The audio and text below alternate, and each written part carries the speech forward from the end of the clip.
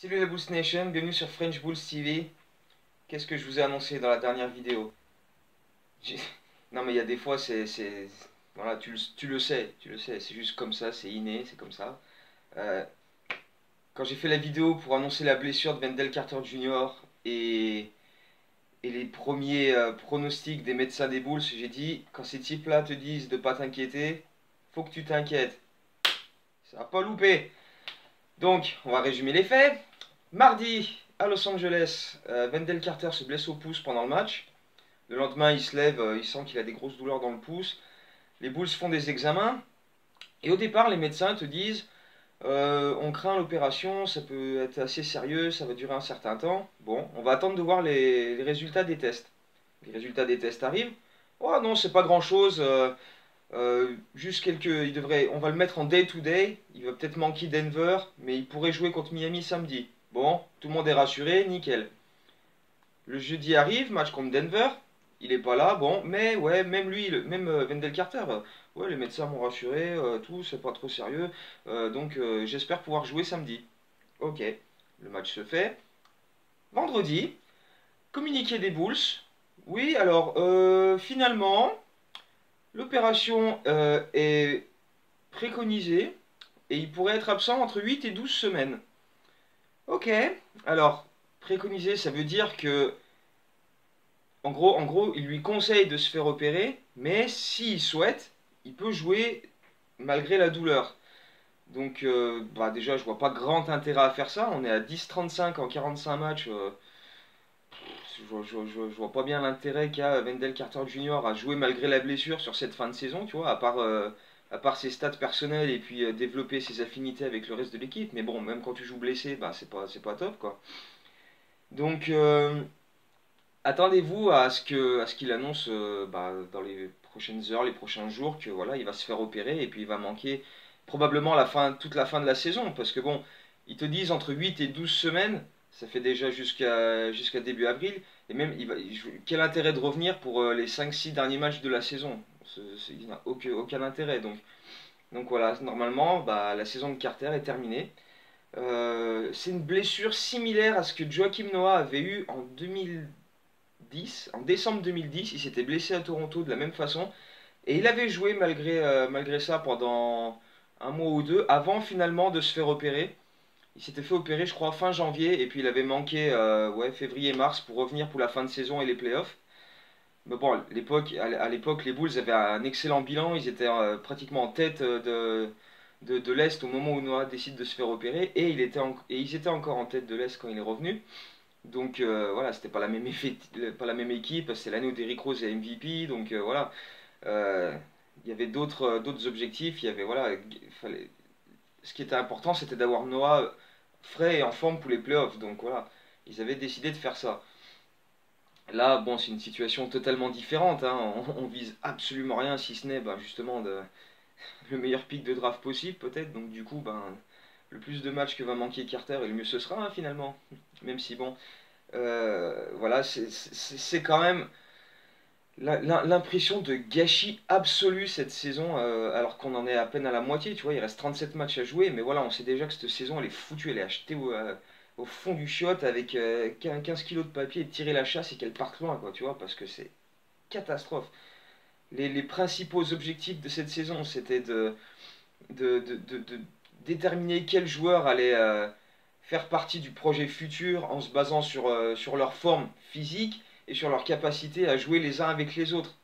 Bah ouais, mais Mark Cannon, il a loupé les deux premiers mois de la saison, Chris Dunn, pareil.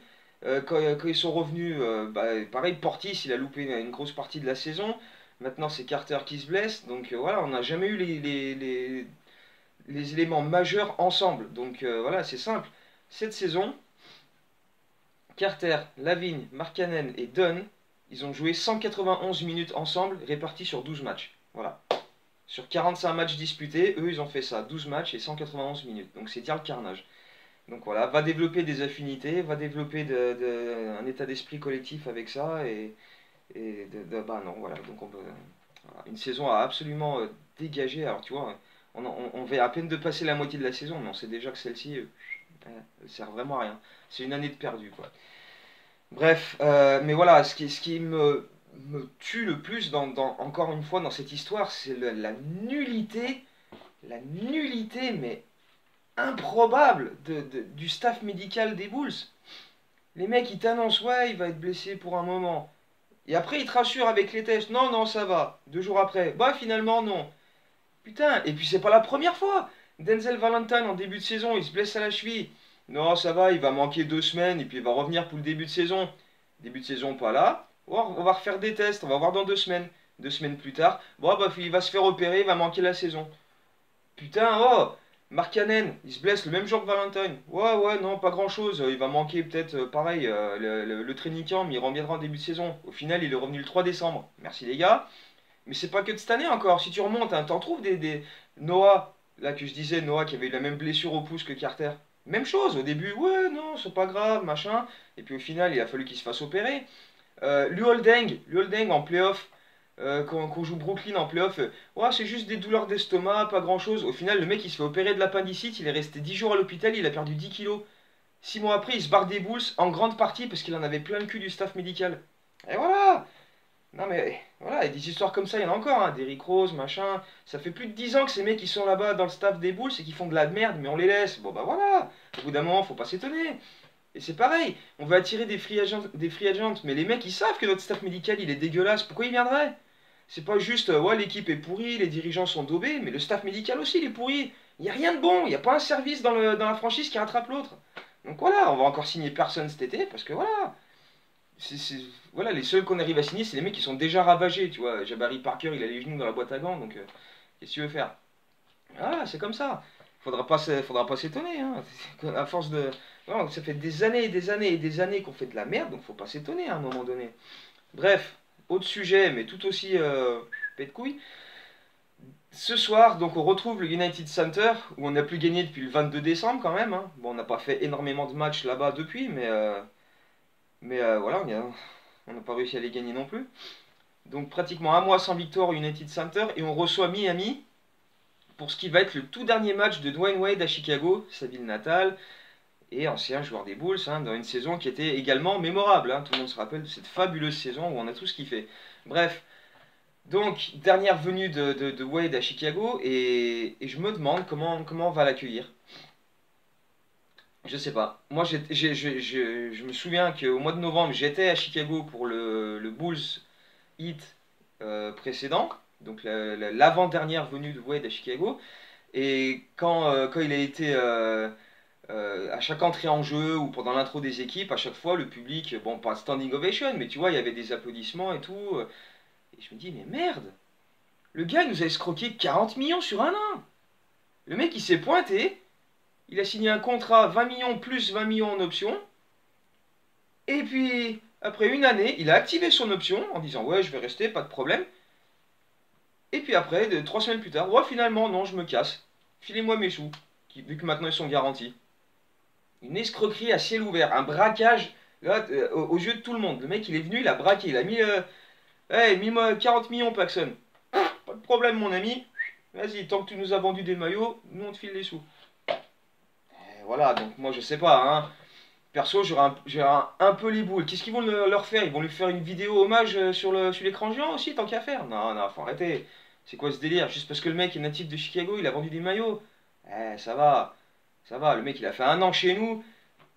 Bon, pas une saison affreuse en plus. Bon, il a fait des trucs, voilà, mais sur le terrain, il était pas trop dégueulasse. Mais voilà, il y a eu les histoires en dehors du terrain où avec Jimmy Butler, ils ont défoncé tout le reste de l'équipe.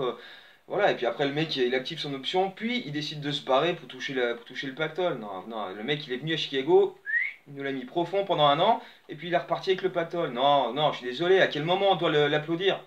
Je suis désolé, non, moi non, il est hors de question. Moi il est hors de question que ce soir je sois super affolé, voir Dwayne Wade et tout. Non, non, casse-toi connard. Donc bref, voilà, enfin, chacun fera ce qu'il veut, hein. C'est sûr que Wade, par rapport à sa carrière, ça mérite le respect. Excellent, fantastique joueur, un des meilleurs all-time à son poste, pas de problème. Mais à Miami, Chicago, non, je suis désolé, Chicago, tu vas te faire foutre, quoi. C'est pas, voilà. Donc, bref. Et voilà, c'est une vidéo super joyeuse, hein. Tu vois, là, j'extériorise et tout, c'est bien pour les chakras, etc. Bref, voilà. Une bien belle vidéo à se mettre sous le coude pour plus tard. Et voilà, donc ce soir, dernier match de Wade à Chicago. J'espère qu'on va lui mettre une crevée, tu vois. Ce serait bien déjà qu'on gagne un match de temps en temps, parce qu'on est quand même, on est quoi, on est le 19 aujourd'hui? 19 janvier? Zéro défaite cette saison. Zéro victoire hein, en 2019 pour l'instant. Donc bon, si on pouvait commencer ce soir, ça serait une bonne idée. Comme ça, la mettre profond à Dwayne Wade, même si bon, ça lui fera pas, ça va pas le faire boiter. Hein. Et puis voilà quoi, c'est juste gagner un match, tu vois, juste gagner un match, ce serait déjà extraordinaire, tellement t'as l'impression qu'on n'arrive à rien, tu vois, avec ce coach, avec ces joueurs qui jouent pas ensemble, avec tous ces blessés, avec ce coach, avec le staff médical, avec ses dirigeants, tu vois, rien qu'une victoire, tu vois, allez, une victoire, tu vois, on va pas sauter au plafond, mais une victoire quoi, c'est tout ce que je demande. Voilà, donc voilà.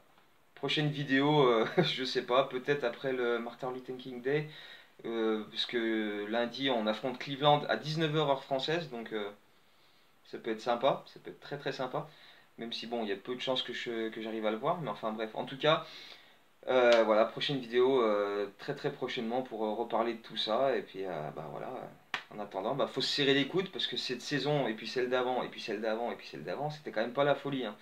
Donc voilà, en ce moment c'est compliqué d'être fan des Bulls. On espère qu'il y aura des jours plus joyeux prochainement, mais en ce moment c'est vraiment la misère. Donc voilà, faut se serrer les coudes et puis hein, on va y arriver, on va s'en sortir. Allez, go Bulls et à bientôt.